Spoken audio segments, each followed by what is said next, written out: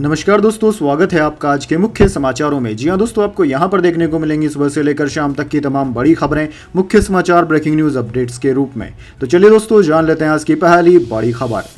New regime में 7.75 लाख तक की इनकम हुई टैक्स फ्री। एनडीए गठबंधन के सहयोगी नीतीश कुमार को 59,000 करोड़ और नायडू को 15,000 करोड़ रुपए मिले। जी हां दोस्तों, वित्त मंत्री निर्मला सीतारमण ने मंगलवार को लगातार 7वीं बार बजट पेश करने का रिकॉर्ड बनाया। 1 घंटे 23 मिनट के भाषण में उनका फोकस शिक्षा, रोजगार, किसान, महिला और युवाओं पर रहा। इसके अलावा नीतीश कुमार के बिहार और चंद्रबाबू नायडू के आंध्र प्रदेश पर केंद्र सरकार मेहरबान रही। बजट में नई टैक्स रिजीम चुनने वालों के लिए अब 7.75 लाख तक की इनकम टैक्स फ्री हो गई है, यानी कि उन्हें 17.5 हजार रुपए का फायदा हुआ है। दोस्तों, पहली नौकरी वाले जिनकी सैलरी 1 लाख रुपए से कम होगी, उन्हें सरकार अधिकतम 15,000 रुपए 3 किश्तों में देगी। चलिए दोस्तों, जान लेते हैं अगली खबर। मोदी सरकार के बजट पर उद्धव ठाकरे की पहली प्रतिक्रिया, कहा नापसंद महाराष्ट्र योजना। जी हां दोस्तों, मोदी सरकार के बजट पर महाराष्ट्र के पूर्व मुख्यमंत्री और शिवसेना यूबीटी के नेता उद्धव ठाकरे ने बड़ा हमला किया। उन्होंने बीजेपी पर निशाना साधते हुए कहा कि ऐसा लगता है कि प्रधानमंत्री मोदी ने नापसंद महाराष्ट्र योजना शुरू की है। उन्होंने प्रेस नोट जारी कर कहा कि पिछले 10 सालों में महाराष्ट्र नोच डाला और मुंबई लूट लिया है, लेकिन हर बजट में महाराष्ट्र को निराश किया गया। महाराष्ट्र को और कितना अन्याय सहना होगा? जब तक दिल्ली के जूते चाटने वाली असंवैधानिक सरकार है, तब तक यह अन्याय जारी रहेगा। असंवैधानिक सरकार की कीमत महाराष्ट्र को चुकानी पड़ रही है।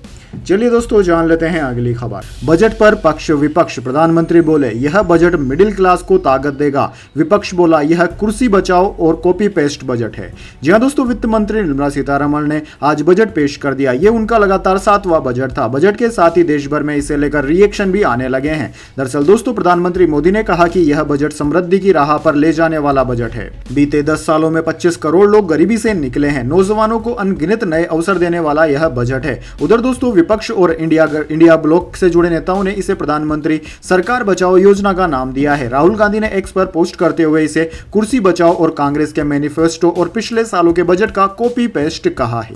चलिए दोस्तों, जान लेते हैं अगली खबर। यूपीएससी की प्रीलिम्स परीक्षा पास करने वालों को मिलेगा 1 लाख रुपए। सरकार ने कर दिया ऐलान। जी हां दोस्तों, यूपीएससी की सिविल सेवा परीक्षा को देश की सबसे प्रतिष्ठित परीक्षा माना जाता है। इस परीक्षा के 3 फेज होते हैं, प्रीलिम्स, मेंस और इंटरव्यू, या फिर यह कहें कि पर्सनैलिटी टेस्ट। हर साल दोस्तों लाखों उम्मीदवार इस परीक्षा में बैठते हैं, लेकिन कुछ को ही सफलता मिलती है। हालांकि दोस्तों, यूपीएससी का प्रीलिम्स निकालना भी आसान नहीं होता। इसलिए यूपीएससी प्रीलिम्स क्वालिफाई करने वाले उम्मीदवार को कई राज्य सरकारें न सिर्फ सम्मानित करती है, बल्कि उन्हें अगले चरण की तैयारी के लिए प्रोत्साहन राशि भी देती है। ऐसे ही दोस्तों, तेलंगाना सरकार ने भी यूपीएससी प्रीलिम्स पास करने वाले उम्मीदवारों को 1 लाख रुपए देने का ऐलान किया है। तेलंगाना के नए मुख्यमंत्री रेवंत रेड्डी ने यूपीएससी की प्रीलिम्स परीक्षा पास करने वाले उम्मीदवारों के लिए नई योजना शुरू की है। इस योजना के तहत यूपीएससी प्रीलिम्स क्वालिफाई करने वाले उम्मीदवारों को राज्य सरकार अब 1 लाख रुपए देगी।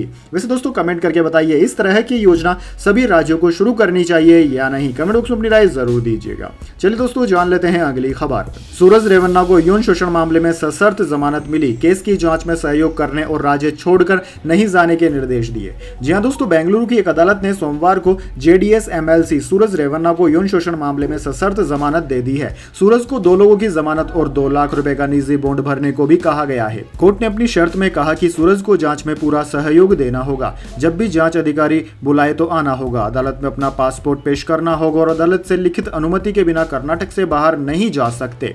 सूरज को केस के पीड़ितों और गवाहों से भी दूर रहना होगा। चलिए दोस्तों, जान लेते हैं इसके बाद अगली खबर। मोदी बचाओ बीजेपी बचाओ है केंद्र का बजट। हिमाचल प्रदेश के मंत्री जगत सिंह नेगी का सरकार पर निशाना। जी हां दोस्तों, देश की वित्त मंत्री निर्मला सीतारमण ने मंगलवार को आम बजट पेश किया। तीसरी बार सत्ता संभालने के बाद केंद्र की मोदी सरकार का यह पहला बजट है। हिमाचल प्रदेश कांग्रेस में राजस्व मंत्री जगत सिंह नेगी ने बजट को लेकर मोदी सरकार की आलोचना की है। उन्होंने कहा है कि भारतीय जनता पार्टी के नेतृत्व वाली सरकार की बीते 10 साल में जिस तरह की कार्यशैली रही है, उससे पहले हिमाचल प्रदेश को किसी तरह की उम्मीद नहीं थी। यह बजट मोदी बचाओ बीजेपी बचाओ वाला बजट है।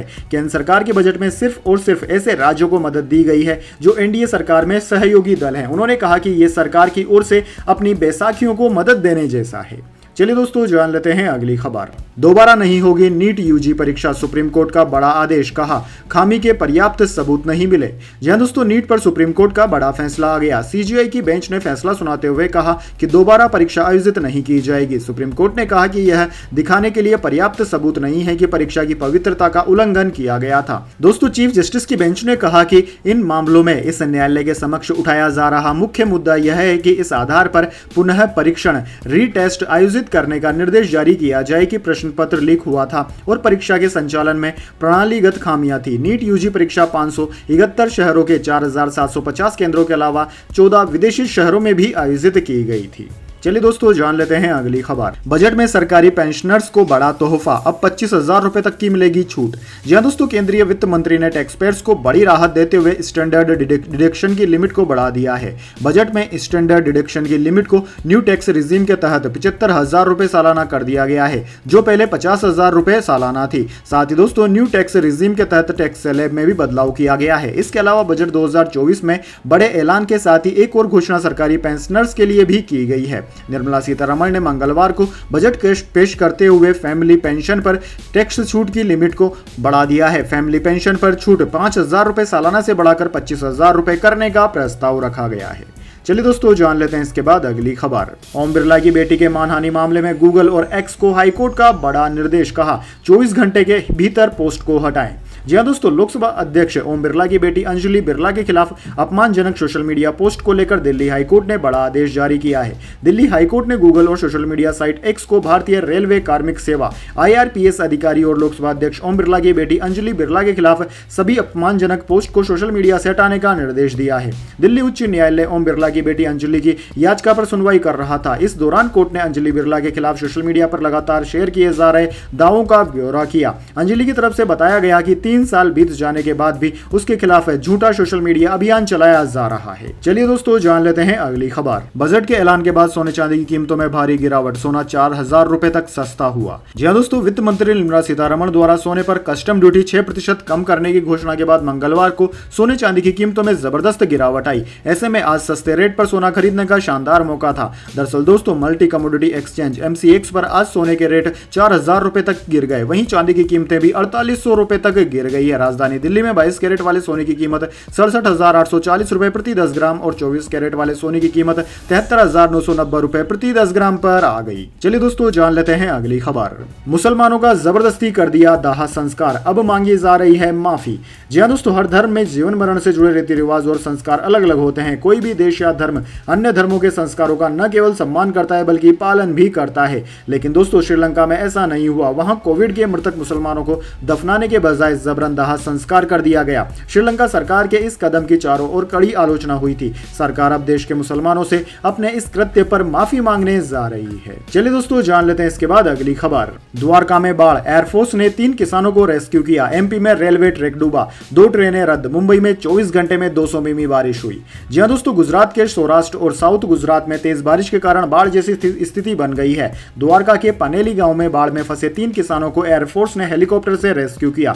द्वारका में 12 घंटे में 281 मिमी बारिश रिकॉर्ड की गई। यहां दोस्तों आज भी तेज बारिश का अनुमान है। वहीं दोस्तों, मुंबई में पिछले 24 घंटे में 200 मिमी बारिश दर्ज की गई है। आपात स्थिति से निपटने के लिए national disaster response force NDRF की 3 टीमें तैनात की गई हैं। मुंबई में हाई टाइड ज्वार के चलते समुद्र में ऊंची लहरें भी उठी। यहां आज ऑरेंज अलर्ट जारी किया गया है। उधर दोस्तों, MP में भी तेज बारिश का दौर लगातार जारी है। सिवनी जिले में रेलवे ट्रैक पर पानी भरने के कारण सोमवार शाम को 2 पैसेंजर ट्रेनें रद्द कर दी गई। मौसम विभाग ने 9 राज्यों में मंगलवार के लिए बहुत भारी बारिश और 10 राज्यों में भारी बारिश का अलर्ट जारी किया था। चलिए दोस्तों जान लेते हैं अगली खबर। US सीक्रेट सर्विस के डायरेक्टर का इस्तीफा, ट्रंप की सुरक्षा में चूक को लेकर कल संसद में पेश हुई थी। इस्तीफा देने से इनकार किया था। जी हां दोस्तों, अमेरिका के पूर्व राष्ट्रपति डोनाल्ड ट्रंप पर हमले के 10 दिन बाद सीक्रेट सर्विस के डायरेक्टर क्रिम्बली चिटल ने 23 जुलाई मंगलवार को अपने पद से इस्तीफा दे दिया। उन पर अपनी जिम्मेदारी ठीक से न निभाने के आरोप लगे थे। इसी सिलसिले में चिटल सोमवार को संसद की कमेटी के सामने भी पेश हुई थी।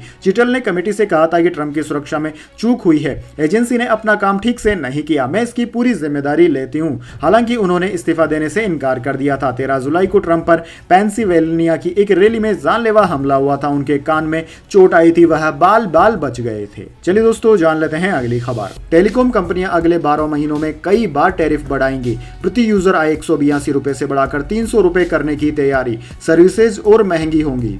जी हाँ दोस्तों, मोबाइल टेलीकॉम सर्विसेज और भी महंगी होने वाली है। ये कंपनियां अगले 12 महीनों में कई बार टैरिफ बढ़ाएंगी। इसी साल 3 जुलाई को टैरिफ 25% बढ़ चुका है। केयर एज रेटिंग्स के मुताबिक इस बढ़ोतरी से टेलीकॉम कंपनियां जियो, एयरटेल और वोडाफोन आइडिया की प्रति यूजर औसत आय 182 रुपए से 15% बढ़कर 220 रुपए हो जाएगी। कंपनियों की तैयारी आरपीयू 300 रुपए से ऊपर ले जाने की है।